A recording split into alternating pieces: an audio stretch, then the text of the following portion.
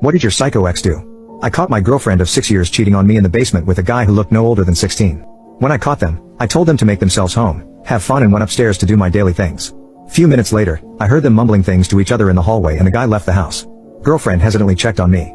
I was cooking my meal and after some minutes of silence she started screaming, shouting and accusing me of not loving her, pleading with me to show some reaction. She threw things at me, shouted and cursed. I didn't budge a bit and completely ignored her. After she consumed all of her rage she simply left the house. Now the thing is, it's not like I didn't love her. I firmly believe cheaters are losers.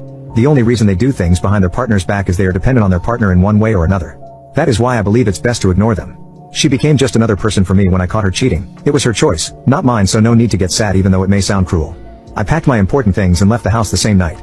In the following year, I made sure to live my best life. Got my so-deserved promotion, a fat raise, and hit it off with a girl I met a few weeks after the incident. All that time, I did not block her from any of my social media so she knew everything in my life. She messaged me every day, tried to convey messages through our friends, but I just laughed it off and ignored everything. Last week, her calls got even more aggressive. Had thousands of unread messages from her and I simply ignored them again.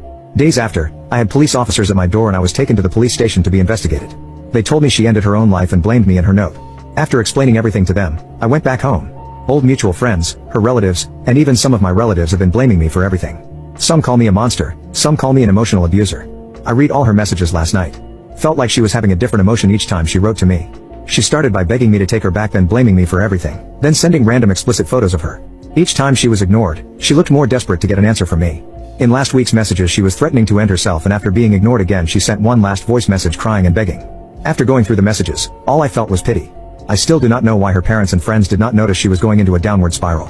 They are hypocrites for blaming me. Again, it was not my choice, it was her choice to do such a thing.